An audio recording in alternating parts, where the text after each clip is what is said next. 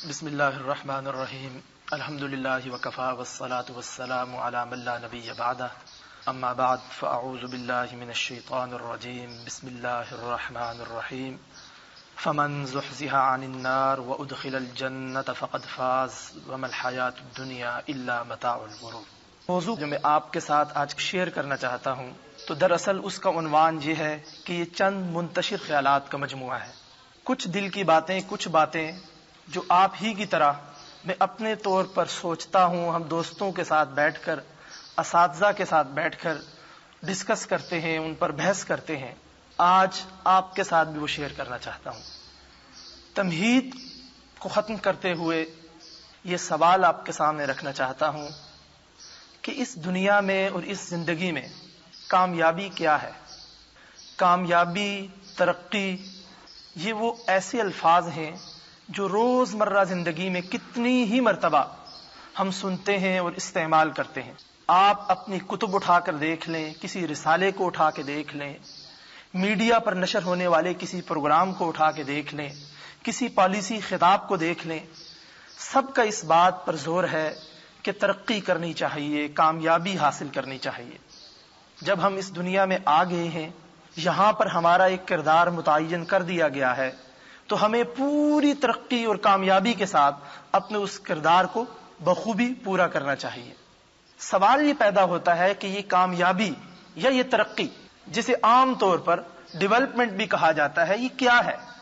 کامیابی کا جو مفہوم آپ اپنے طور پر متعین کرتے ہیں، کیا اس مفہوم کو دوسرے لوگ بھی قبول کرتے ہیں؟ اگر آپ کوئی بہت اچھی اعلیٰ پائے کی کتاب پڑھ رہے ہیں، آکسفورڈ یونیورسٹی پریس نے چھاپ رکھی ہے، آپ اس کو پڑھ رہے ہیں اور وہ کامیابی کے متعلق بات کر رہی ہے، کامیابی کے موضوع کے متعلق بات کر رہی ہے، تو کیا آپ اس موضوع کو اسی طرح قبول کر لیں گے؟ کامیابی کے اس تصور کو اسی طرح قبول کر لیں گے جیسا کہ اس کتاب کے مصنف نے اس کتاب میں پیش کیا ہے؟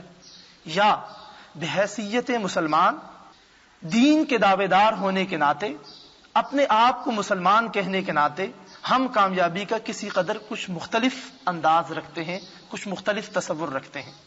یہی آج کی میری پوری گفتگو کا خلاصہ ہے کہ کامیابی بے حیثیت مسلمان ہم کس انداز سے سوچتے ہیں، کس انداز سے دیکھتے ہیں، اور کامیابی کا اسلامی تصور کیا ہے، ترقی کا اسلامی تصور کیا ہے، اور ترقی کا غیر اسلامی تصور کیا ہے، ترقی کا غیر اسلامی تصور سمجھنا کیوں ضروری ہے، اور اسلامی تصور کو سمجھنا اور اس کے متعلق جاننا کیوں ضروری ہے؟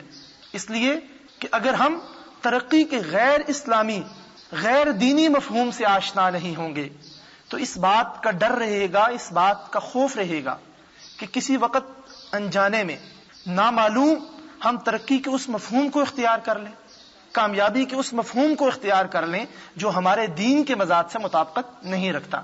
چنانچہ یہ بہت ضروری ہے کہ اس بات کو جانا جائے کہ ترقی کا غیر دینی مفہوم کیا ہے، غیر اسلامی مفہوم کیا ہے، اور اس کے برعکس ترقی اور کامیابی کا اسلامی اور دینی مفہوم کیا ہے۔ مختصراً اس دنیا میں کامیابی کے حوالے سے تین بڑے نظریات پائے جاتے ہیں۔ کون سے افراد اور کون سی قومیں کامیاب اور کامران ہیں، اس حوالے سے تین مختلف تصورات و نظریات ہمارے سامنے موجود ہیں۔ ابتدائے آفرینش سے، ابتدائے انسانیت سے تین اہم باتیں، تین اہم نظریات گنوائے جا سکتے ہیں۔ کامیابی کے حوالے سے جو پہلا نظریہ ہے اسے ہم مادی نظریہ کہتے ہیں، اسے کامیابی کا مادی نظریہ کہا جاتا ہے۔ اور وہ نظریہ کیا ہے کہ کسی شاعر نے بہت خوب کہا، بابر کے عیش کوش کے عالم دوبارہ نیست، کہ انسان اس دنیا میں آیا اور اس نے تمام تر کامیابی، تمام تر ترقی اس دنیا ہی میں حاصل کرنی ہے، یہاں کے وسائل کو اختیار کر کے اس نے بام عروج پر پہنچنا ہے، اور بس اس کے بعد کامیابی اور ترقی کا کوئی مفہوم نہیں اور کوئی طریقہ کار نہیں۔ یہاں پر ترقی کی جائے، یہاں پر کامیابی حاصل کی جائے، خواہ وہ کامیابی جائز طریقوں سے حاصل ہو یا ناجائز طریقوں سے حاصل ہو، یہاں پر دولت حاصل کر کے مضبوط بنا جائے، حکمران بنا جائے، لوگوں پر حکمرانی کی جائے، چاہے یہ دولت جائز طریقے سے حاصل ہو یا ناجائز وسائل سے حاصل ہو۔ اگر اس دنیا میں انسان کو خوب مال و دولت، اولاد، بڑی بڑی فراٹیں بھرتی ہوئی گاڑیاں، بلند و بالا عمارتیں اور خوب شاہانہ زندگی کا طریقہ میسر ہے تو بس یہی کامیابی ہے. یہ ہے کامیابی کا مادی نظریہ، کامیابی کا وہ عام نظریہ جو آج ہمارے اس معاشرے میں رائج ہے، متداول ہے، کہ انسان کی کامیابی یہ ہے کہ وہ یہاں پر اس دنیا میں بہت سی دولت اکٹھا کر لے، بہت سے وسائل اکٹھا کر لے، بہت سی آسائشیں جمع کر لے، اور اس کے بعد اس دولت کو استعمال کرتے ہوئے، ان آسائشوں کو استعمال کرتے ہوئے، اس مال کو اپنی ذات پر صرف کرتے ہوئے ایک دن ایسا آئے کہ اس دنیا سے چلا جائے، اور بس یہی کامیابی ہے. کامیابی کا یہ نظریہ نیا نظریہ نہیں، یہ انتہائی قدیم نظریہ ہے.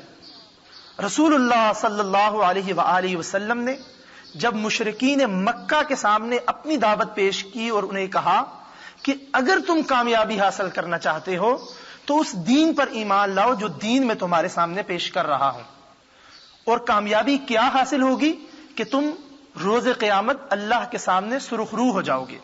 رسول اللہ صلی اللہ علیہ وآلہ وسلم نے کامیابی کا یہ نظریہ پیش کیا کہ تم روز قیامت اپنے رب کے سامنے سرخرو ہو جاؤ گے، شرمندگی نہیں اٹھانی پڑے گی. اس کے جواب میں مشرکین مکہ نے کیا کہا؟ کہنے لگے نحن اکثر اموالا واولادا وما نحن بمعذبین، وقالوا نحن اکثر اموالا واولادا.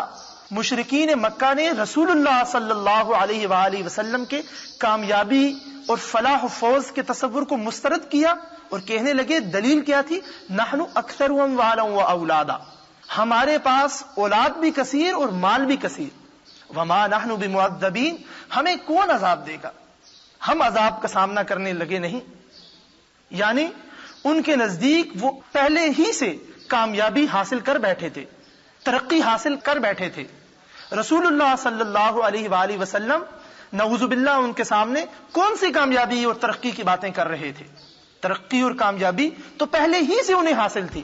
یعنی مال بھی ان کے پاس کثیر، اولاد بھی ان کے پاس کثیر، وسائل دنیا بھی ان کے پاس کثیر، حکمرانی بھی ان کے پاس موجود. تو ان کو یہ بات سمجھ میں نہ آئی کہ ان تمام باتوں اور ان تمام مسائل کے باوجود آخر وہ کون سی ترقی ہے جس کی یہ شخص باتیں کرتا ہے.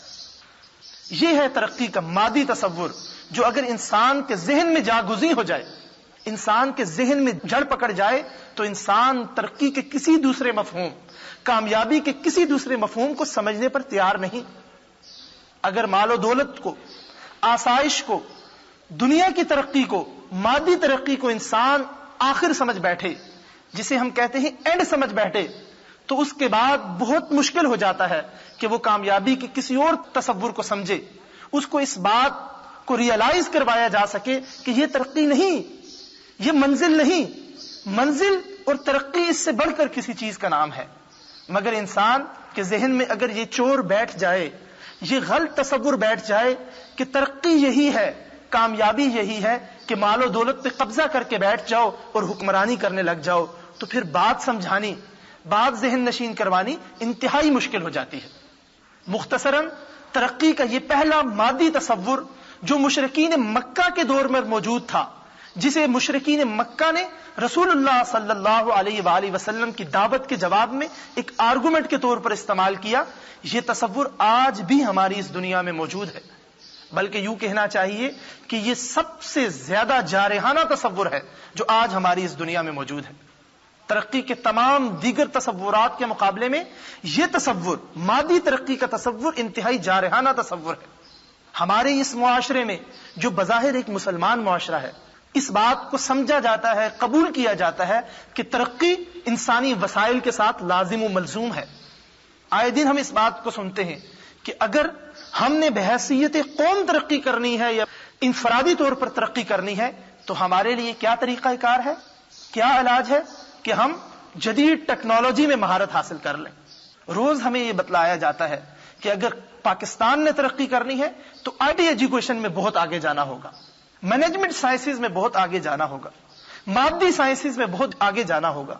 اتنے 100 پی ایچ ڈی اگر ہم ایک سال میں پیدا کریں تو پاکستان اور مسلمان پاکستان ترقی کر سکتے ہیں. اتنے ہزار سائنسدان اگر ایک ملک میں ہو تو وہ ملک ترقی کر سکتا ہے. پاکستان کی شرح پیداوار اگر اس حد تک بڑھ جائے تو پاکستان ایک کامیاب و کامران ملک بن سکتا ہے. اور ہم سب ان باتوں پر شعوری یا لاشعوری طور پر یقین رکھتے ہیں. غور فرمائیں کہ کیا یہ ترقی کا مادی تصور نہیں؟ ہمارے ہاں ترقی کے اس پورے مفہوم میں اور تمام حل جو ہمیں ترقی کے حوالے سے بتلائے جاتے ہیں اس میں اللہ، اللہ کے رسول، دین، اسلام اور مذہب کا کوئی جگہ نہیں۔ اگر جگہ ہے تو یہ کہ اس طرح اتنے سائنسدان پیدا کر لیے جائیں، اتنی یونیورسٹیز بنا لی جائیں اور یہ اور اس انداز میں ترقی کر لی جائے۔ ترقی کا دوسرا مفہوم اور دوسرا نظریہ جو اس دنیا میں شروع ہی سے رائج ہے وہ اس پہلے مفہوم کے بالکل برعکس 90 کے زاویے پہ، 90 ڈگری کے اینگل پر دوسرا مفہوم کھڑا ہے۔ پہلا مفہوم یہ کہ اس دنیا کے مسائل پر قبضہ کر لیا جائے تو یہی ترقی ہے۔ اس کے برعکس، بالکل برعکس، ایک دوسرا مفہوم یہ ہے کہ یہ دنیا یہ بالکل بیکار اور ردی چیز ہے۔ اس دنیا کی ترقی انسان کے کسی کام کی نہیں، بلکہ اس دنیا کی ترقی انسان کی اصل ترقی کی راہ میں رکاوٹ ہے۔ ترقی کے اس مفہوم کو جن لوگوں نے سمجھا انہوں نے کیا رویہ اختیار کیا کہ اس دنیا کو چھوڑ چھاڑ کر، اس دنیا کے وسائل کو چھوڑ کر، یہاں کی شہری آبادیوں کو چھوڑ کر دور دراز جنگلات میں نکل گئے، اپنے آپ کو رہبانیت تک لوگوں سے کٹ کٹا کر اپنی ذات کی اصلاح میں لگے رہے۔ قرآن مجید میں اللہ رب العزت نے ارشاد فرمایا وَرَهْبَانِيَّةً ابْتَدَعُوهَا مَا كَتَبْنَاهَا عَلَيْهِمْ، کہ وہ لوگ جو اس دنیا میں کامیابی کو یوں سمجھ بیٹھے ہیں کہ لوگوں سے قطع تعلقی کر کے، لوگوں سے کٹ کر دور دراز جنگلات میں الگ تھلگ ہو کر بیٹھنے اور کچھ نروان کرنے کو، کچھ مختلف قسم کی ایکسرسائزز کرنے کو اگر ترقی اور کامیابی سمجھ لیا جائے تو یہ غلط فہمی ہے۔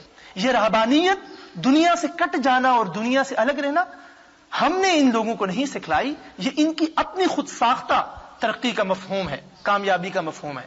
ما کتبناها علیہم، اللہ رب العزت اور اللہ کی طرف سے پیغام لانے والے کسی بھی پیغمبر نے، اللہ کے کسی بھی رسول نے انسانیت کو یہ پیغام نہیں دیا کہ اس دنیا کو بالکل ہی ردی چیز سمجھ کر، بیکار چیز سمجھ کر، اس کو چھوڑ چھاڑ کر شہری آبادیوں سے دور نکل کر رہبانیت اختیار کی جائے۔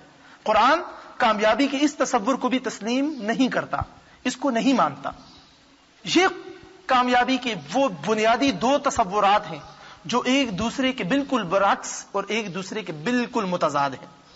ان دونوں کے درمیان کامیابی کا ایک تیسرا نظریہ اور ایک تیسرا مفہوم بھی موجود ہے جسے ہم کامیابی کا قرآنی تصور کہہ سکتے ہیں۔ کامیابی کا قرآنی تصور کیا ہے؟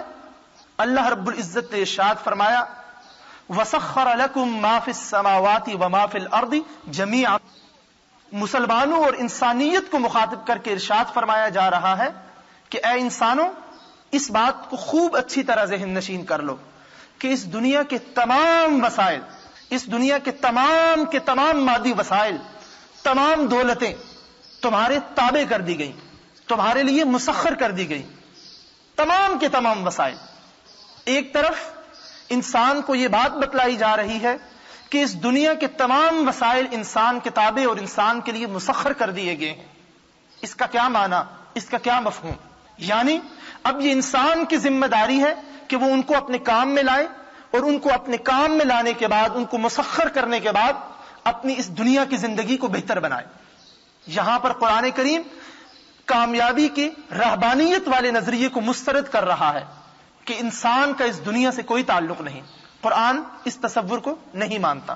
قرآن کہتا ہے کہ اس دنیا کے تمام مادی وسائل تمہارے قبضے میں ہیں، تمہارے لیے مسخر کر دیے گئے ہیں، اب یہ تم پر منحصر ہے کہ انہیں کیسے اپنے کام میں لاتے ہو، کیسے بروئے کار لاتے ہو اور کیسے اپنی اس دنیا کی زندگی کو سہل بناتے ہو۔ مگر کیا یہ صرف یہی مقصود ہے؟ کیا کامیابی یہاں تک ہی ہے اور اس کے بعد کامیابی کا کوئی تصور نہیں؟ اس کے ساتھ ہی اللہ رب العزت نے مسلمانوں کو خاص طور پر یہ بتلا دیا کہ اس دنیا کی حقیقت کیا ہے۔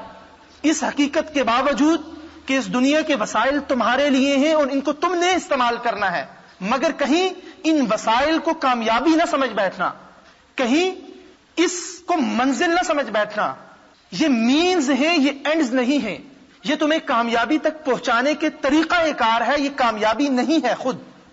تو پھر کامیابی کیا ہے؟ یہ بات بتلانے سے پہلے اس دنیا کی زندگی کی حقیقت بھی بتلا دی کہ کہیں اس دنیا کی زندگی کی چکا چوندی انسان کو اس بات پر مجبور نہ کر دے کہ وہ یہیں پر رہنے پر خوش ہو جائے۔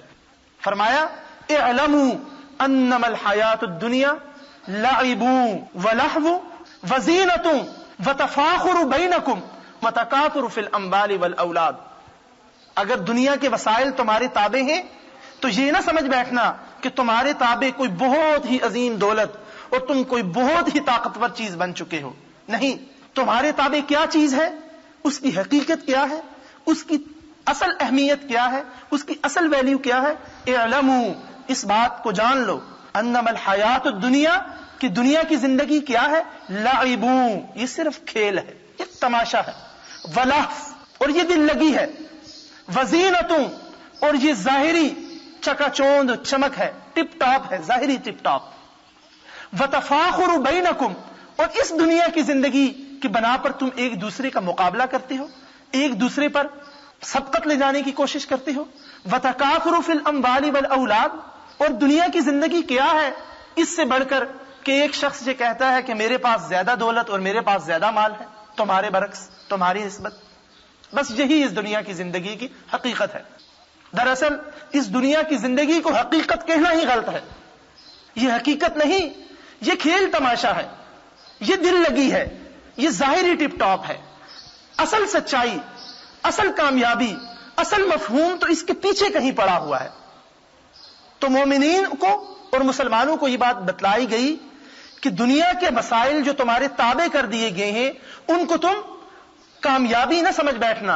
ان کی حقیقت تو صرف یہ ہے کہ جیسے ایک دن کا کھیل سٹیج ہوتا ہے، لوگ آتے ہیں، مختلف اداکار اور ایکٹر آتے ہیں، اپنا اپنا کردار ادا کرتے ہیں اور ختم.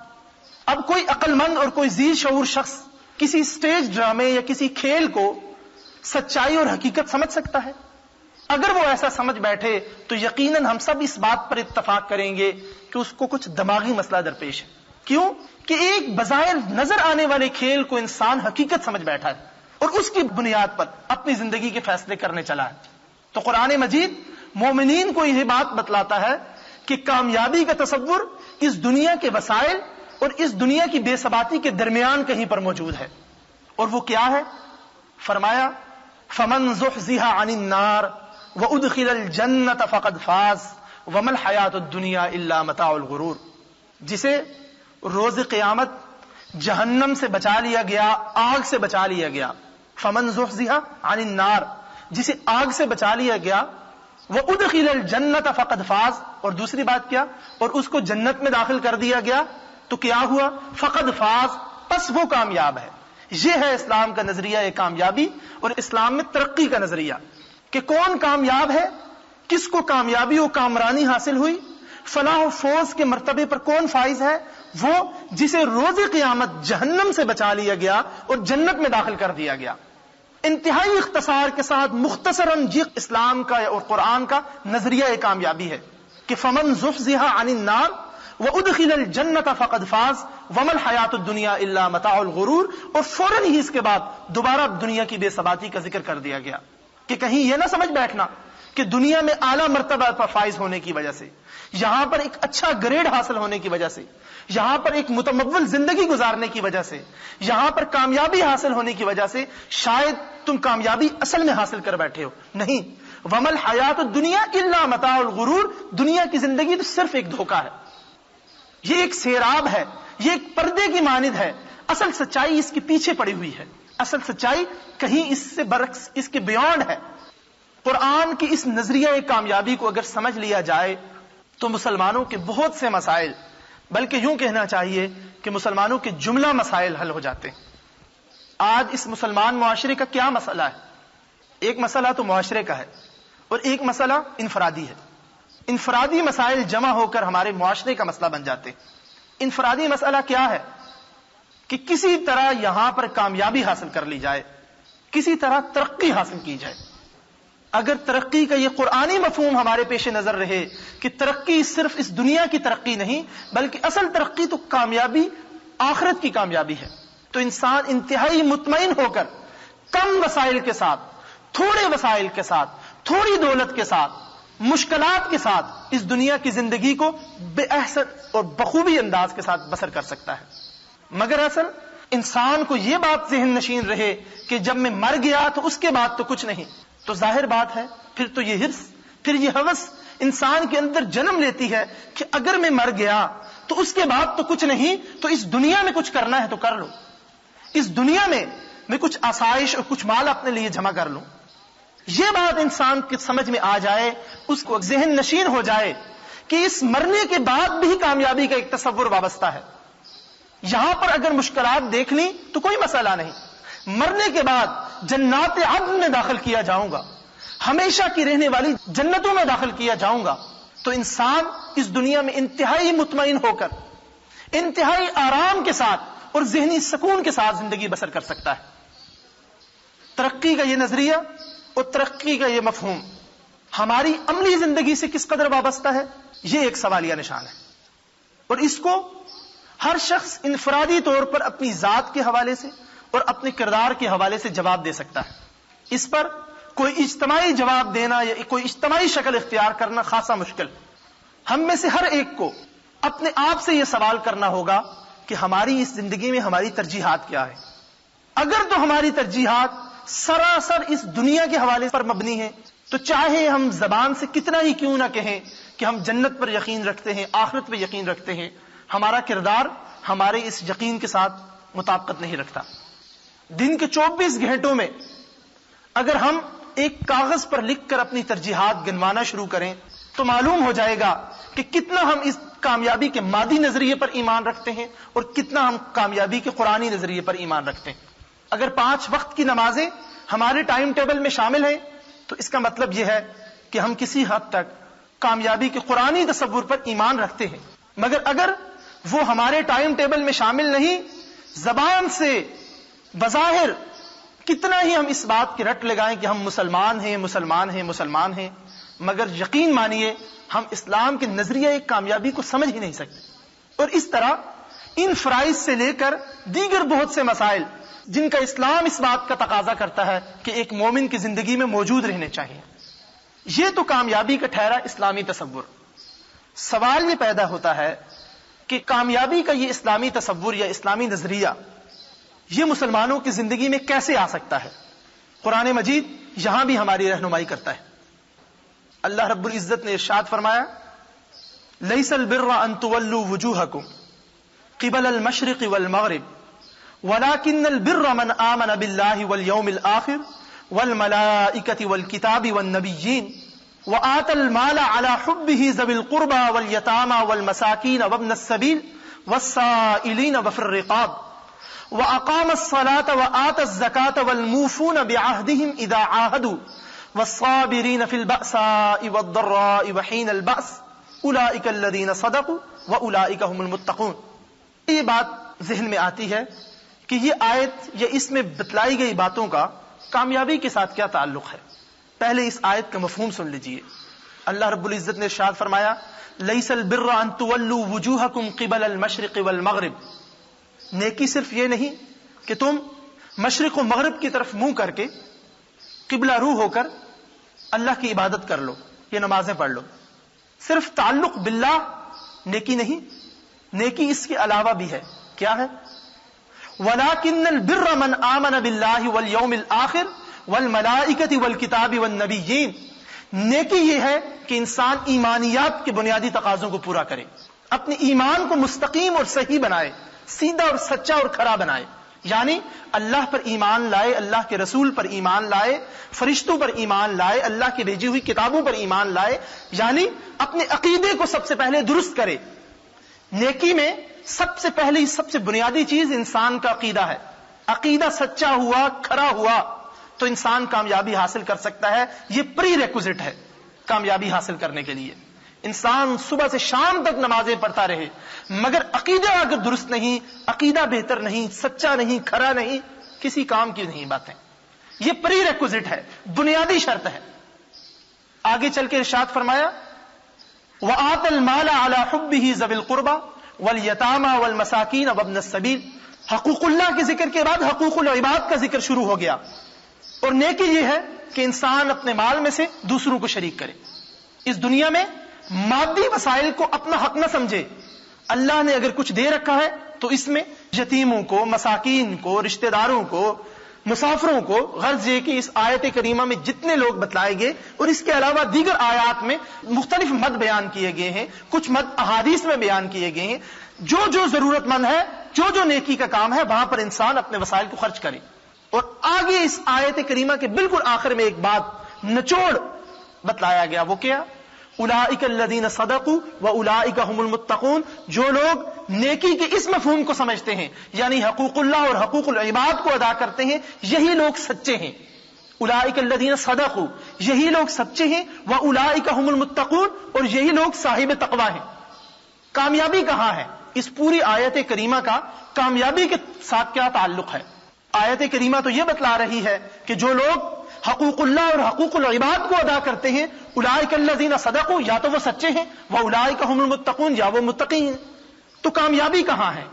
کامیابی کا یہاں سے لکھ یہ بنتا ہے کہ قرآن مجید نے ایک دوسری جگہ ارشاد فرمایا، ان المتقین مفازا. کامیاب کون لوگ ہیں؟ ان المتقین مفازا، بے شک صرف متقین ہی کامیاب ہیں. یہ تقوی اور کامیابی کا آپس میں تعلق اور آپس میں رشتہ ہے. یہ لیس البر والی آیات کہ انسان حقوق اللہ اور حقوق العباد کو ادا کرے، یہ انسان کو متقی بناتی ہے. اور جب انسان متقی بن جاتا ہے تو وہ متقی کون ہے؟ وہ کامیاب و کامران ہے. قرآن مجید بیان فرما رہا ہے کہ ان المتقین مفازا، متقین ہی کامیاب ہیں. متقین کے علاوہ کوئی کامیاب نہیں، کوئی ترقی یافتہ نہیں. اگر کوئی کامیاب ہے تو صرف اور صرف متقین کامیاب ہیں. یہ ہے قرآن کا طریقہ کار، یہ ہے وہ قرآنی منشور کہ انسان اگر کامیاب ہونا چاہتا ہے تو اس کو اس راستے پہ چل کر آنا پڑے گا. راستہ بتلا دیا، کوئی شارٹ کٹ نہیں. اور اگر انسان اس راستے پہ چل کے آئے گا تو وہ کامیاب و کامران ہے. اس نے کامیابی کے نظریے کو صحیح طور پر سمجھا اور کامیابی کے مفہوم کو اپنا حفظ جان بنایا. اس کے علاوہ کوئی شارٹ کٹ نہیں، کوئی طریقہ کار نہیں کہ انسان کسی کا دامن پکڑ کے، کوئی شارٹ کٹ استعمال کر کے، کسی سے سفارش کروا کے کامیابی حاصل کر لے.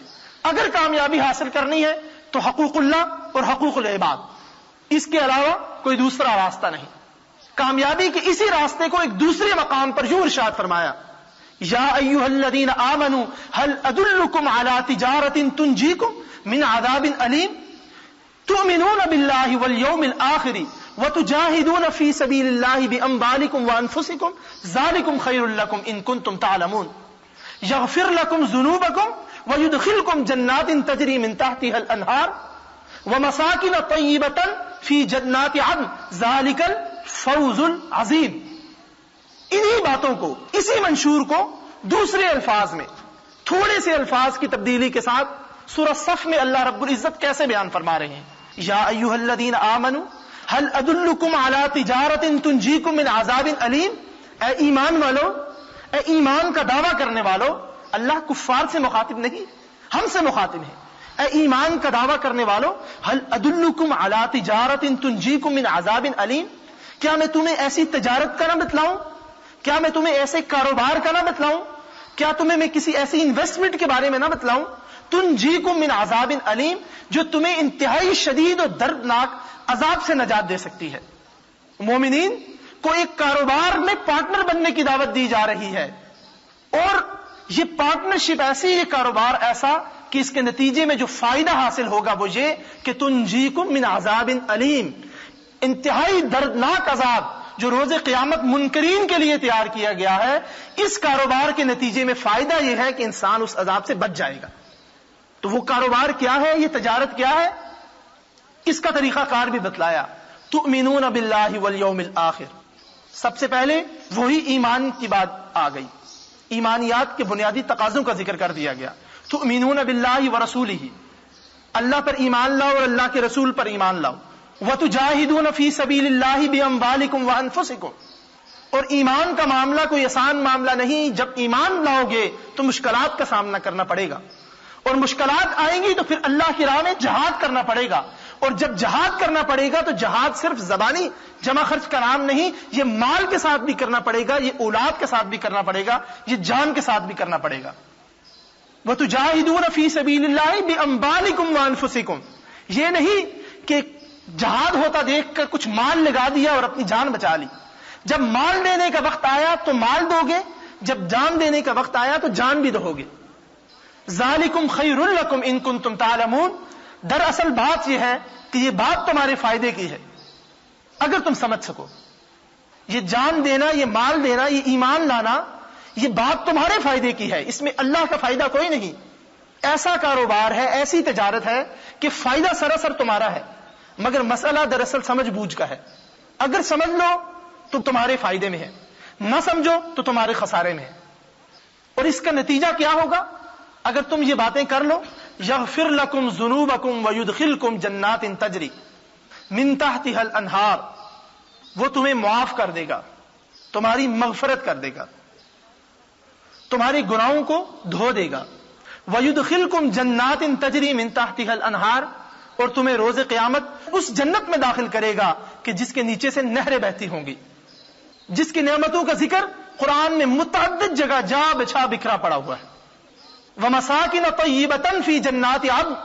اور وہ جنت ایسی ہوگی, وہ باغات ایسے ہوں گے کہ ان میں ہمیشہ رہ کر انسان اپنے ارمان پورے کر سکتا ہے. ہمیشہ کے رہنے والے انسان کو ہمیشہ کے رہنے والے محلات اور گھر میسر ہوں گے. اور اس ساری باتوں کے بعد ایک لفظ میں خلاصہ بیان کر دیا گیا, وَذَلِكَ الْفَوْزُ الْعَظِيمُ. اور یہ انتہائی عظیم کامیابی ہے. پھر کامیابی آ گئی بیچ میں کہ یہ منشور, یہ طریقہ کار کہ انسان اللہ پر ایمان لائے, مشکلات اور مصائب کے مقابلے میں ڈٹ جائے, جہاد کا راستہ اختیار کرے, چاہے وہ مال سے ہو چاہے وہ جان سے ہو. تو نتیجہ یہ نکلے گا کہ اللہ رب العزت معاف کر دیں گے یا اپنے بندے کے گناہوں سے صرف نظر کریں گے. اور ان تمام باتوں کا خلاصہ یہ ہے کہ انسان انتہائی عظیم کامیابی سے ہمکنار ہوگا. یہ ہے کامیابی کا قرآنی تصور, یہ ہے کامیابی کا اسلامی تصور. اور نہ صرف کامیابی کا اسلامی اور قرآنی تصور بلکہ اس کا طریقہ کار اور اس کو حاصل کرنے کا منشور. ورنہ ہوتا یہ ہے کہ منشور ہمارے سامنے ہوتا ہے, طریقہ کار ہمارے سامنے ہوتا ہے, لیکن معلوم نہیں ہوتا کہ اس تک پہنچنا کیسے ہے. جیسے ہمارے ہاں مختلف جماعتوں کے مختلف گروہوں کے منشور ہوتے ہیں, بڑے اچھے سنہری الفاظ سے لکھنے کے قابل, سونے کے پانی سے لکھنے کے قابل, مگر یہ بات نہیں معلوم ہوتی, محسوس نہیں ہوتی کہ ان کو حاصل کیسے کیا جائے. یہی فرق ہے انسانوں کے ہتھ کنڈوں میں اور اللہ رب العزت کے دیے ہوئے دین میں, کہ اللہ اگر ایک تصور دیتا ہے, ایک بات بتلاتا ہے, تو اس تک پہنچنے کا طریقہ بھی بتلا دیا کہ یہ طریقہ کار ہے, اس پر عمل کرو گے تو یہ نتائج ہیں, یہ حاصل ہو جائیں گے. نتائج بھی 100% یقین کے ساتھ اور طریقہ کار بھی 100% یقین کے ساتھ بتلایا گیا. عجیب بات ہے کہ دنیا کی زندگی ہم عام طور پر سنتے ہیں کہ امتحان ہے, اور یقیناً یہ امتحان ہے, مگر یہ مومن کا عجیب امتحان ہے کہ اس کا پرچہ آؤٹ کر دیا گیا, انسان کو بتلا دیا گیا کہ یہ سوال ہے, یہ سوال نامہ ہے, سوالات موجود ہیں, ان کو دیکھ کر تیاری کر لو. روز قیامت امتحان ہوگا, اس میں بیٹھنا ہوگا. اگر کامیابی حاصل کر لو گے تو جنت, ناکام ہو جاؤ گے تو جہنم. بالکل واضح دو ٹوک الفاظ کے ساتھ بتلا دی گئی بات. اور اس امتحان کی خاص بات یہ ہے کہ یہاں پرچہ پہلے سے بتلا دیا گیا ہے, اوپن پیپر. جیسے ہوتا ہے کہ پیپر دیا گیا, گھر جا کے حل کریں, 2 دن 4 دن 10 دن آرام سے بیٹھ کر دوستوں کے ساتھ گپ شپ کر کے, خوب آپس میں بحث کر کے, ڈیبیٹ کر کے حل کر سکتے ہو تو کر لو. اللہ رب العزت کا چیلنج بھی کچھ اس طرح کا ہے. مگر یہاں ایک خاص بات یہ ارشاد فرمائی گئی, ایک خاص بات ہم مومنین کو اس امتحان کے حوالے سے بتائی گئی کہ یہاں پر نقل کرنے کی بھی اجازت ہے. اس امتحان میں نہ صرف پرچہ آؤٹ کر دیا گیا بلکہ نقل کرنے کی بھی اجازت ہے کہ کسی کو اچھا حل کرتے ہوئے دیکھو, کسی کو دیکھو اور سمجھو کہ یہ پرچہ بہت اچھے طریقے سے حل کر رہا ہے تو اس کی نقل کرو. اور اس دنیا میں بحیثیت مسلمان یہ ہمارا عقیدہ ہے, ہم اس بات پر ایمان رکھتے ہیں کہ اس سوال نامے کو سب سے بہتر طریقے سے جس شخصیت نے حل کیا وہ رسول اللہ صلی اللہ علیہ وآلہ وسلم کی شخصیت اور آپ کی ذات ہے. اور مومنین پہ اس بات کو فرض کر دیا کہ اس ذات کی اور اس طریقے کی نقل کریں. یعنی نقل کرنے کی نہ صرف اجازت ہے بلکہ اس بات کو حکم دیا گیا کہ اس سوال نامے کو حل کرنا چاہتے ہو تو اس شخصیت کی نقل کرو, اس دعوت کی نقل کرو, اس طریقہ کار کی نقل کرو. یعنی کتنے سہل طریقے سے, کتنا ہی آسان بنا کر اس دعوت کو اور کامیابی کے اس تصور کو ہمارے سامنے پیش کیا گیا ہے. اب یہ ہماری بدقسمتی ہوگی کہ سوال نامہ موجود ہے، کامیابی کا تصور ہمیں معلوم ہے، ایمان ہم اس پر رکھتے ہیں، عملی نمونے اس کے ہمارے سامنے موجود ہیں، نہ صرف ایک بلکہ بیش بہا 20. پھر بھی اگر یہ ہماری بدقسمتی ہوگی، انتہائی بڑی ناکامی ہوگی کہ اگر ہم اس پر عمل نہ کر سکیں، اپنی زندگی کو اس کے مطابق ڈھال نہ سکیں. اور آخر میں یہ بات آپ کے سامنے پیش کرنا چاہتا ہوں کہ انسان کامیابی کے اگر اس نظریے کو سمجھ لے تو اس دنیا میں اس کی بہت سی مشکلات آسان ہو جاتی ہیں. جیسا کہ میں نے پہلے عرض کیا کہ سب سے پہلی مشکل تو انسان کی یہ حل ہوتی ہے کہ انسان اس دنیا کی فکر اور اس دنیا کی پریشانیوں سے نجات حاصل کر لیتا ہے. ظاہر بات ہے کہ 100% نجات تو کسی کو بھی میسر نہیں، مگر یہ روز روز کا ہجیان اور یہ ہوس، یہ پریشانی، یہ غم کم از کم اللہ والوں کو، اللہ کے دین سے جن کا تعلق ہوتا ہے، ان کو یہ بیماریاں اور یہ پریشانیاں لاحق نہیں. یہ اللہ رب العزت کا کرم ہے کہ اللہ کے دیے ہوئے اس کامیابی کے مفہوم کو اگر انسان سمجھ لے تو اس کے بہت سے مسائل اس دنیا میں حل ہو جاتے ہیں. ایک تو یہ فائدہ ہے. دوسرا بہت بڑا فائدہ یہ ہے کہ انسان اپنے دین پر فخر کرنا، اپنے دین اور اپنے اسلام اور اپنی زندگی کے طریقہ کار پر فخر کرنا اور سر اٹھا کر جینے کے طریقے کو سیکھتا ہے. اگر شعوری طور پر کامیابی کے اس نظریے کو سمجھا جائے تو کوئی بات نہیں کہ دنیا میں کسی بھی شخص کے سامنے انسان آنکھوں میں آنکھ ڈال کر بات نہ کر سکے. ہمیں معلوم ہے کہ ہم سچے ہیں، ہمارے پاس سچ موجود ہے اور ہم اس پر عمل پیرا ہیں، تو پھر کسی سے مرعوبیت، کسی سے خوف اور کسی سے ڈرنا کیسا؟ کوئی کہیں سے بھی پڑھ کر آ جائے، کسی بھی مقام سے بات کر لے، کتنا ہی مالدار امیر کیوں نہ ہو، کیسی ہی حکومت اور کیسا ہی ولولہ اور دبدبہ اسے حاصل کیوں نہ ہو، اگر آپ کو اس بات کا یقین ہے کہ میں جس دعوت پر اور میں جس نظریے پر ایمان رکھتا ہوں یہ سچا ہے، یہ پکا ہے، یہ کھرا ہے، تو آپ اس کی آنکھ میں آنکھ ڈال کر بات کر سکتے ہیں. سر اٹھا کے جینے کا سلیقہ سکھلاتا ہے کامیابی کا یہ طریقہ کار. انسان کو ایک کانفیڈنس عطا کرتا ہے. اور یہ بہت اہم بات ہے کہ آج جب کہ ہم مرعوبیت کی، بلکہ کہنا چاہیے کہ ذلت کی زندگی بسر کر رہے ہیں، اگر یہاں پر ہمیں کانفیڈنس میسر آ جائے، ایک اعتماد میسر آ جائے، سر اٹھانے کا طریقہ کار ہمارے سامنے آ جائے تو ہمارے بہت سے ثانوی مسائل اس کے ساتھ ہی حل ہو جائیں. مگر یہ سر اٹھانے کا طریقہ کار انسان کو اس وقت آتا ہے جب وہ اپنے دین کو حرز جاں بنائے، زبانی جمع خرچ سے نکل کر عملی طور پر اسلام کی طرف پیش قدمی کرے، تو انسان اس بات کے قابل ہوتا ہے کہ وہ اپنے فریق مخالف کی آنکھوں میں آنکھ ڈال کر اپنے نظریے کا دفاع کر سکتا ہے، اپنے نظریے اور اپنی دعوت کو اس تک پہنچا سکتا ہے. ورنہ مرعوبیت تو اتنی بدترین چیز ہے کہ انسان خود تو دین پر عمل کرے یا نہ کرے، کسی کے سامنے اپنے دین اور اپنے نظریے کو بیان کرنے سے کتراتا ہے. اتنی بدترین چیز ہے کسی سے مرعوب ہونا. اگر اس مرعوبیت سے انسان نکلنا چاہتا ہے، اور خاص طور پر نوجوان نسل اگر اس مرعوبیت سے، اس دبنے سے نکلنا چاہتی ہے، تو اس کا طریقہ کار اور حل صرف یہی ہے کہ ہم اپنے ذہنوں کو اس بات پر فوکس کریں کہ کامیابی کیا ہے اور ترقی کیا ہے. کامیابی یہ نہیں صرف کہ انسان اس دنیا کے وسائل جمع کر لے، یہاں پر بڑی بڑی ڈگریاں لے لے اور صبح سے شام تک کولو کے بیل کی طرح اپنی اس دنیا میں کام کرتا رہے. نہیں، کچھ وقت نکال کر اپنے رب کی خوشنودی حاصل کرنے کے طریقہ کار اختیار کرنے چاہیے. بالکل آخر میں یہ بات عرض کرنا چاہوں گا کہ اس سے کوئی شخص یہ مراد نہ لے کہ اسلام یا قرآن کریم اس دنیا کے وسائل کو بالکل کوئی اہمیت دینے پر تیار نہیں. ایسی بات نہیں. اس دنیا کے وسائل، اس دنیا کی تعلیم اور اس دنیا کی جدید ٹیکنالوجی یہ اسلام کو بھی مرغوب اور اسلام کے نزدیک بھی پسندیدہ ہے، مگر اس وقت جب اس کو حاصل کرنے والا اپنے رب کی اطاعت کرے، اپنے رب کی فرما برداری کرے. اس کو حاصل کرنے والے کا ورلڈ ویو، زندگی گزارنے کا نظریہ، اس کا نظریہ حیات اگر سیدھا اور سچا اور کھرا ہے تو یہ تمام چیزیں اسلام کو محبوب و مرغوب ہیں.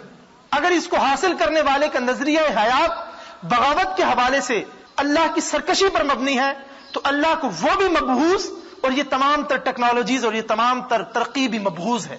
اللہ کے نزدیک یہ بالکل بدتر، بالکل ناکارہ اور بالکل ردی چیز ہے. تو مفہوم اور خلاصہ یہ ٹھہرا کہ اس دنیا کی کامیابی اور اس دنیا کی ترقی اور اس دنیا کے وسائل دراصل اس بات پر منحصر ہیں کہ ان کو کون استعمال کر رہا ہے. اگر استعمال کرنے والا اللہ کا بندہ ہے تو یہ تمام چیزیں نعمتیں ہیں. اگر استعمال کرنے والا شیطان کا بندہ ہے، اولیاء شیطان میں سے ہے، تو یہ تمام چیزیں بدترین ہیں اور ان کا مسلمانوں کے ساتھ کوئی تعلق نہیں. اللہ رب العزت ہمیں اس بات کی توفیق عطا فرمائے کہ ہم کامیابی، ترقی، ڈیولپمنٹ کے صحیح اور اسلامی نظریے کو سمجھیں. اور آج ہمارے اس معاشرے میں جو فساد برپا ہو چکا ہے، چار سو ہمارے پر کامیابی کے جو مادی اور شیطانی نظریے کا غلبہ آ چکا ہے، اللہ ہمیں اس سے بچنے کی توفیق عطا فرمائے. جس حوالے سے میں گفتگو کر رہا تھا، اس علم کو حاصل کر رہا ہوں اور حاصل کرنے کے بعد اس علم کو استعمال کر رہا ہوں. ان دونوں حوالوں سے اس بات کی اہمیت نہیں کہ یہ ٹیکنالوجی کیسی ہے، اہمیت اس بات کی ہے کہ اس کو استعمال کرنے والا اور اس کو بنانے والا کون ہے. آپ مثال کے طور پر ایک مسلمان سائنسدان کی مثال لے لیں تو یقیناً جب وہ کسی چیز کو ایجاد کرے گا، جب وہ انوینٹر بنے گا، تو وہ اس بات کو پیش نظر رکھے گا کہ اس کو بناتے وقت، اس کو لوگوں کے پاس لے جاتے وقت کیا اسلام نے کچھ حدود اور کچھ قیود رکھی ہیں. اگر تو وہ مسلمان ہے تو وہ اس بات کو اپنے پیش نظر رکھے گا، لیکن اگر وہ مسلمان نہیں تو وہ بلا جھجک، بالکل نڈر ہو کر، بے خوف ہو کر، جو چیز جس طرح اس کے دل میں آئے گی وہ اسے بنا کر لوگوں کے سامنے لے آئے گا، قطع نظر اس حقیقت سے کہ وہ انسانیت کے فائدے میں ہے یا انسانیت کے خلاف ہے. اور اسی طرح اس کو استعمال کرنے والا، مثلا ہمارے ہاں انٹرنیٹ یا انفارمیشن ٹیکنالوجی یہ آج عام ہے. ظاہر بات ہے میں اور آپ جب انٹرنیٹ پہ بیٹھتے ہیں، اس کو استعمال کرتے ہیں، تو ہم اس کو ایجاد کرنے والے نہیں ہیں، ہم اس کو استعمال کرنے والے ہیں، اینڈ یوزرز ہیں. ہمارے حوالے سے اس بات کی اہمیت ہے کہ جب ہم اس پر بیٹھ کر اس کے مفاسد سے یا اس کے منفی اثرات سے بچتے ہیں تو اس کا مطلب یہ ہے کہ ہم اپنے رب کی رضا اور اپنے رب کی رضا کے حصول پر عمل پیرا ہیں. میں یہ نہیں کہہ رہا کہ ہم اس پر بیٹھ کے تبلیغ کا کام کر رہے ہیں، وہ ایک پرو ایکٹیو سٹیپ ہے. ہم اس پر بیٹھ کر اس کے مفاسد سے اگر بچ جائیں تو یہ بھی اللہ کے دین کی خدمت اور اپنے ورلڈ ویو کے حوالے سے بڑے کلیئر ہونے کی بات ہے. تو یہ ایک مثال ہے اینڈ یوزرز کے حوالے سے. اس کے برعکس اگر وہ شخص جو اس کو استعمال کر رہا ہے، اس کا انوینٹر نہیں ہے مگر وہ بھی اینڈ یوزر ہے، مگر جب وہ اس پر بیٹھتا ہے تو لاہو و لعب، کھیل کود، تماشا، وقت ضائع کرنا، تو اس کا مطلب یہ ہے کہ وہ اپنی زندگی کے حوالے سے، کامیابی کے تصور کے حوالے سے واضح نہیں، اس کو یکسانیت حاصل نہیں. زبان کو کہنے سے تو وہ مسلمان ہے مگر عمل کے حوالے سے بالکل تضاد کا شکار ہے.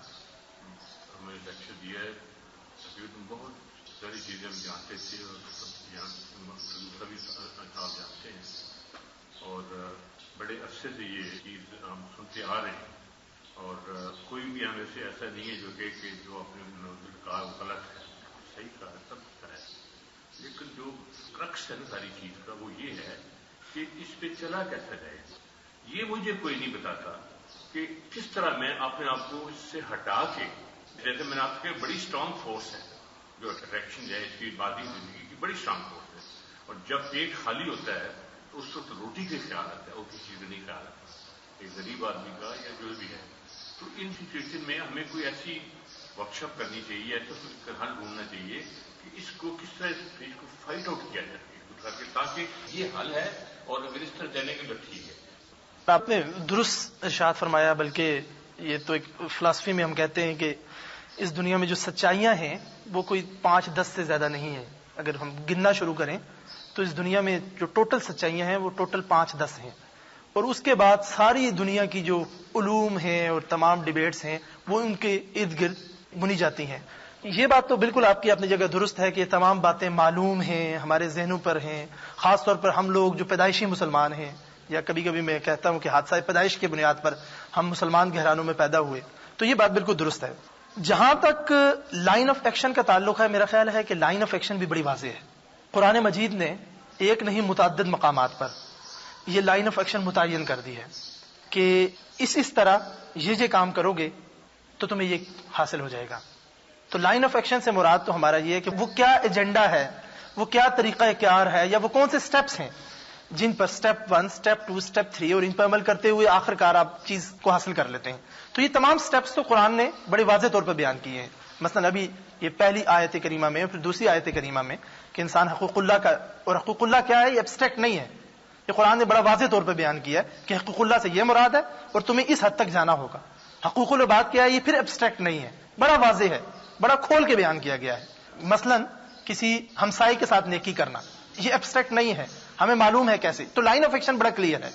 سوال یہاں پر پھر یہ آتا ہے کہ کیسے لوگوں کو اس بات پر آمادہ کیا جائے کہ وہ کامیابی کے مادی نظریے کو چھوڑ کر کامیابی کے اسلامی نظریے کو اپنائیں. یہ ایک سوال ہے. اس سوال کا جواب تو بنیادی طور پر صرف انفرادی شخص دے سکتا ہے. یہ انفرادی کوشش پر منحصر ہے، انسان کی ذاتی شخصیت پر منحصر ہے. اس کی متعدد مثالیں ہیں. کئی لوگ جو دینی حلقوں میں اٹھتے بیٹھتے ہیں ان کا زیادہ وقت جو ہے وہ اچھے اسلامی اسکالرز، پڑھے لکھے لوگوں کے ساتھ بسر ہوتا ہے، مگر ان کی ذات میں، ان کی ذات کے حوالے سے کوئی فرق نہیں آتا. خود وہ عملی طور پر دین کی طرف مائل نہیں ہوتے، دین پر عمل نہیں کرتے. اس کا مطلب یہ ہے کہ اس دین پر عمل کرنا یا لوگوں کو اس بات پر آمادہ کرنا کہ دین پر عمل کیا جائے، یہ ایک انفرادی فیصلہ ہوتا ہے. اس کے لیے کوششیں کچھ اس انداز میں کی جا سکتی ہیں کہ لوگوں کو زیادہ سے زیادہ دینی حلقات میں لایا جائے. جیسے آپ کا یہ ایک دینی حلقہ ہے، کوشش کی جائے کہ اس کو وسیع کیا جائے. جتنے لوگ دینی حلقے میں آئیں گے، صحبت صالح میں بیٹھیں گے، وہ برائی سے بچیں گے، ان کے دین اور ان کا ایمان بڑھے گا. اسلام نے اس لیے کہا ہے نا کہ فزادت ایمانہم، کہ جب لوگوں کا ایمان بڑھتا ہے تو وہ دین کی طرف راغب ہوتے ہیں. جب ایمان کم ہوتا ہے تو وہ لہو و لعب اور فسادات میں پڑ جاتے ہیں. اصل مسئلہ ہمارا یہ ہے کہ ہم دینی حلقوں میں یا دین کے ساتھ تعلق قائم نہیں کرتے. جب تعلق قائم نہیں ہوگا، اور یہ تعلق دونوں طرف سے ہے، جو لوگ دور بھاگتے ہیں وہ اپنے طور پر تعلق قائم کرنے کی کوشش نہیں کرتے، جن کا دین کے ساتھ تعلق ہے وہ ان کو آؤٹ ریچ کرنے کی کوشش نہیں کرتے، ان کے پاس پہنچنے کی کوشش نہیں کرتے. تو خلا اور کمی اور مسئلہ بنیادی طور پر دونوں طرف ہے. وہ قریب آنے کو تیار نہیں، یہ قریب جانے کو تیار نہیں. اگر قریب آنے کو وہ تیار ہو جائیں یا قریب جانے کو تیار ہو جائیں تو بہت سے مسائل اپنے طور پر حل ہو جائیں گے. کیوں؟ اس لیے کہ ان کو جب صحبت صالح میسر آئے گی تو ان کا ایمان بڑھے گا. جب انسان کا ایمان بڑھتا ہے تو بہت سارے مسائل خود بخود حل ہو جاتے ہیں. یہ میرا ذاتی تجربہ ہے کہ اب آپ اچھے لوگوں میں بیٹھیں، ایماندار لوگوں میں بیٹھیں، ایمان والوں میں بیٹھیں تو بڑی اچھی باتیں زبان سے جاری ہوتی ہیں، بڑے اچھے کلمات زبان سے جاری ہوتے ہیں، نیکی کی طرف انسان راغب ہوتا ہے. 5-10 دن اگر آپ اچھے لوگوں کی صحبت سے نکل جائیں تو انسان بالکل اپنے آپ کو خالی خولی اور انسان اپنے آپ کو کھوکھلا محسوس کرتا ہے. تو یہ اس کا لائن آف ایکشن جہاں تک میں آپ کی بات سمجھ سکتا ہوں اس میں صرف یہی ہے کہ ہم کوشش کریں انفرادی طور پر دین کی دعوت کو، جس بات کو ہم سچ سمجھتے ہیں، اپنے گھروں میں رائج کرنے کی، وہ لوگ جن پر ہم مامور کیے گئے ہیں ان پر رائج کرنے کی. تو اسی طرح ہمارے دین کا دائرہ اور ہماری دعوت کا دائرہ بڑھتا بڑھتا بڑھتا انشاءاللہ ایک دن یہ اس پورے عالم کو، پوری کائنات کو اپنے دائرے میں لے سکتا ہے. مگر اگر ہم اس بات پر ایکسپیکٹ کریں کہ ہم یہاں سے نکل کر پورے F8 کو اس دعوت پر آمادہ کر لیں گے تو شاید یہ حقیقت پسندی نہیں. حقیقت پسندی یہ ہوگی کہ میں یہاں سے نکل کر اپنے گھر، جن پر میں مامور کیا گیا ہوں، جو میرے دوست ہیں، جو میری بات کو اہمیت دیتے ہیں، جو کچھ سننے پر تیار ہیں، ان کو ایک نہیں دوسری دفعہ کھینچ کر یہاں لاؤں، ان پر کچھ اپنے اثر ڈالنے کی کوشش کروں، اپنے کردار کو اس طرح بناؤں کہ وہ ان پر کچھ اثر ہو. تو یہ ایک ملٹی ڈائمینشنل اپروچ ہے. اس کے لیے کوئی ایک اپروچ اختیار کرنا کہ یہی لوگوں کو اس بات پر آمادہ کرنے کا طریقہ کار ہے، یہ دوسرا طریقہ کار نہیں، یا دوسرا طریقہ کار ہے یہ طریقہ کار نہیں، میرا خیال ہے یہ درست نہیں ہے. اس میں ملٹی ڈائمینشنل اپروچ کی ضرورت ہے. میرا مطلب یہ تھا کہ ہمیں جو صاحب اقدار ہیں یا جو صاحب علم ہیں ان کی لیے لائن اٹیک کرنی چاہیے. جیسا آپ نے فرمایا کہ دونوں طرف کی طرف اٹیکشن، یہ بھی نہیں ادھر بڑھتے ادھر نہیں بڑھتے ہیں. میرا اپنا خیال ہے کہ جو لا علم ہے، جو نہیں سمجھتا، اس میں بڑی طاقت بھاگنے کی. آپ کسی میلے پہ چلے جائیں، کسی خانقاہ پہ چلے جائیں، جا کے جس عقیدت کے ساتھ وہ جاتے ہیں کرتے ہیں، بڑی پیاس ان کے اندر بڑی زیادہ ہے.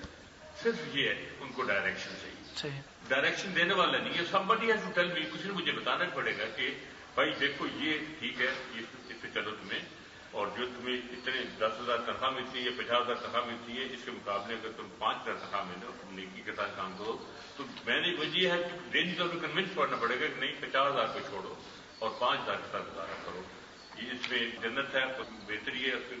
تو ایسا کوئی سسٹم ہونا چاہیے جس کے لیے ضرورت ابھی جو ہے. ابھی میں نے دیکھا جہاں بھی ڈسکس کرتا تو کوئی بھی آدمی یہ نہیں کہتا کہ نہیں یہ ایسا نہیں ہونا چاہیے. سب چاہتے ہیں، دل سے سب کرتے ہیں، لیکن اتنی زیادہ اٹریکشن ہے دوسری سائڈ کے اوپر کہ اس کے لیے یہ تو آپ نے فرمایا کہ انفرادی چیز ہے یہ ہر کے اندر ہے، لیکن اس کو راستہ دینے کے لیے، اس کو کنونس کرنے کے لیے، سمجھانے کے لیے بھی بندہ کو چاہیے جا کے مجھے بتایا کہ نہیں یہ غلط ہے، یہ صحیح ہے. ہم تو کہتے ہیں لیکن جب بھوک لگتی ہے تو پھر غلط راستے پہ چل پڑتے ہیں. تو وہ جو لائن ہے میرا مطلب ایسی چیز کی جائے جس کے اوپر کہ کوئی علماء کی طرف سے وائڈ رینج بن کے جا کے یا تو علم کو اس طرح پھیلایا جائے یا کہ ان کو کنونس کیا جائے. ہمارے علماء کے اندر مطلب مدر سے کرنا چاہتا ہوں کہ وہ کنونسنگ پاور نہیں ہے جو کہ ہونی چاہیے. یہ کمیونیکیشن گیپ نکالنے جو بھی ہے، مسجد میں آپ جا کر مولوی سے 2 سوال کریں تیسرے پہ آپ خفا ہو جاتے ہیں کہ تو میں کیا کر رہے جا کر کہ 2 جماعتیں پڑھ کے تو الٹے سوال کرتے ہیں. اس کے مقابلے میں آپ دیکھیں ان کے یہ جتنے ہیں پادری مادری جتنے بھی ہیں اور ویل لیڈ پیپل، وہ آپ کو بیٹھ جائیں تو آپ سوال کریں جب جان نہیں چھوڑے جب آپ کو کنونس نہ کرنا ہے. تو اس قسم کا کوئی سسٹم ہونا چاہیے. تو آپ نے بجا ارشاد فرمایا اس کے لیے ایک بڑی ایک دعوتی مہم کی، اگر اس کو ہم دعوتی مہم کہہ سکیں یا اس کو ایک پرو ایکٹیو اپروچ سے کہتے ہیں، اس کی ضرورت ہے. اپنی 4 دیواری میں قید ہونے کے بجائے باہر نکل کر پرو ایکٹیو ہو کر لوگوں تک پہنچنے کی ضرورت ہے. ان کو اس بات کو بتلانے کی ضرورت ہے کہ دین دراصل یہ ہے، یہ نہیں ہے. لیکن میں پھر اس بات پر یقین رکھتا ہوں کہ اس حوالے سے ماضی میں جہاں پر بہت ساری کوتاہیاں ہوئی ہیں، لیکن اس کے ساتھ ساتھ اب اس قسم کے کام گو کہ آہستہ آہستہ ان کی رفتار سے اب بے شک ہم مطمئن نہ ہوں، مگر اس قسم کے کام، اس قسم کے ادارے اب ہو رہے ہیں. مطلب ایک مثال جہاں آپ بیٹھے ہوئے ہیں یہ ایک مثال ہے، اور اس طرح کی 20 مثالیں ہمارے پاکستان میں اور سینکڑوں اس پوری دنیا میں پھیلی ہوئی ہیں. لیکن اس دین کو پھیلانے کی رفتار سے تو میرے خیال ہے تا قیامت مسلمان مطمئن نہیں ہو سکتے، کیونکہ یہ تو ایک بڑی بحث ہے خیر و شر کی طاقتوں کی آپس میں. تو وہ تو ایک سلسلہ چلتا رہے گا. خیر کی قوتوں کی بڑی خواہش ہوتی ہے کہ ہم فوراً جو ہے اگر آپ کو ایک اچھی بات معلوم ہوئی ہے تو دوڑ کر میں کسی دوسرے کو بتلا دوں، اس کو سمجھا دوں، اس کو اپنے ساتھ شامل کر لوں. تو یہ پیاس، یہ تڑپ تو اپنی جگہ ہے، مگر قرآن مجید میں رسول اللہ صلی اللہ علیہ وسلم کو بھی اس لیے فرمایا گیا کہ آپ اس بات سے اپنے آپ کو ہلکان نہ کریں کہ یہ لوگ آپ کی بات سنتے ہیں یا پھر سن کر عمل نہیں کرتے، کیونکہ اللہ نے ہمیں اس حد تک ہی ذمہ داری دی ہے کہ ہم جس دائرہ کار میں رہتے ہوئے، جسے ہم کہتے ہیں سرکل آف کنسرن کہتے ہیں، اس میں رہتے ہوئے لوگوں پر اثر انداز ہونے کی کوشش کریں، ان کو بات بتلانے کی کوشش کریں. اس سے باہر نکل کر بات بتلانا ظاہر بات ہے یہ کچھ مخصوص لوگوں کا کام ہے جو فل ٹائم ڈیووٹ کریں اس کے لیے. میرے اور آپ کے لیے جو ہم یہ سمجھتے ہیں کہ ہم تڑپ رکھتے ہیں، ہمیں کوشش کرنی چاہیے اپنی ذات سے شروع کر کے اپنے سرکل آف کنسرن تک جانے کی کوشش کرنی چاہیے. اس سے باہر اللہ توفیق دے تو اس کو باہر جانے کی کوشش کرنی چاہیے. باتیں جو آپ نے ارشاد فرمائی ہیں وہ بالکل درست ہیں کہ ہمارا مذہبی طبقہ جو ہے وہ اتنا کنونسنگ نہیں رہا. شاید کہ وہ کنونسنگ بھی ہو، لیکن وہ جس ماحول میں نہ صرف انہوں نے اپنے آپ کو قید کر لیا بلکہ ہم نے ان کو قید کر دیا ہے. ہم نے اور ہمارے معاشرے نے ان کے ساتھ جو دوریاں اور جو ایک خلیج حائل ہو گئی ہے ہمارے اور ان کے درمیان، اس کو پاٹنا آسان نہیں ہے، کیونکہ اس خلیج کو اور اس جو اتنی دوری ہے یہ ایک بڑے وقت کا نتیجہ ہے. اس کو ختم کرنا بھی ایک بڑا وقت اس کے لیے ضروری ہوگا. تو اس پر ان سے ایکسپیکٹ کرنا کہ شاید وہ آگے آ کر اس خلیج کو پاٹنے کی کوشش کریں شاید یہ زیادہ ہوگا. تو اس کی نسبت ہمیں جو اس بات کو ریئلائز کرتے ہیں، کیونکہ ان میں سے اکثریت اس کو ریئلائز ہی نہیں کرتی کہ وہاں پر کوئی پرابلم ہے. جب ہم ریئلائز کرتے ہیں کہ وہاں پہ کوئی پرابلم ہے تو ہمیں بھی کوشش کرنی چاہیے کہ اس خلیج کو پاٹیں، اس کو کم کرنے کی کوشش کریں. ان کے ساتھ بھی اپنے تعلق کو بڑھائیں، عام لوگوں کے ساتھ بھی اپنے تعلق کو بڑھائیں. اور انشاءاللہ یہ زنجیریں ٹوٹ رہی ہیں، یہ جو سوچوں پر جو قفل پڑے ہوئے تھے یہ اب آہستہ آہستہ ختم ہو رہے ہیں. یہ جو ایک جمود تھا یہ زائل ہو رہا ہے اور اسلام کے حوالے سے مستقبل انشاءاللہ روشن ہے. آپ نے شروع میں ذکر کیا کہ آکسفورڈ کی کسی کتاب میں جو کامیابی کا تصور لکھا ہوا ہے یا اس کو ہم کس طرح جانتے ہیں.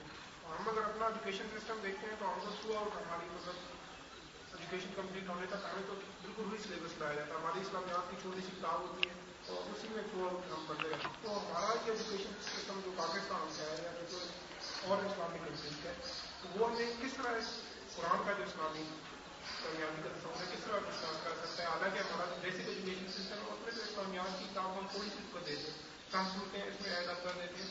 تو اب یہ جو دینی حق ہے یہ تو ایک اسپیشل ٹائم نکال کے آپ کو لانا پڑتا ہے. لیکن جو ہمارا ایک پورا قوم ہے جس میں نوجوان طبقہ ہے تو اس کو کس طرح یہ ڈسکس کرایا جائے.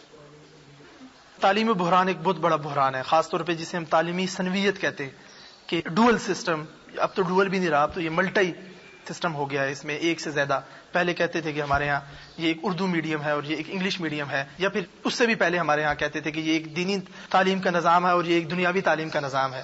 پھر ہوا یہ کہ اس دنیاوی تعلیم کے نظام میں پھر نظام در نظام بنتے چلے گئے. پہلے پھر اردو سسٹم ہوا، پھر انگلش ہوا، اور پھر اس کے بعد تو اب یہ فیسوں میں کہ جہاں پر روپوں میں فیس ہے، پھر جہاں پر ڈالروں میں فیس ہے. یہ ایک بہت بڑا المیہ ہے ہمارے حوالے سے. اس مسئلے کو کیسے حل کیا جائے اور اس مسئلے کے حوالے سے تعلیمی نظام میں کامیابی کے صحیح مفہوم کو یا ایک مسلم ورلڈ ویو کیسے شامل کیا جائے، یہ سوال مسلم انٹلیکچوئلز کے سامنے بہت عرصے سے اٹھایا جا رہا ہے.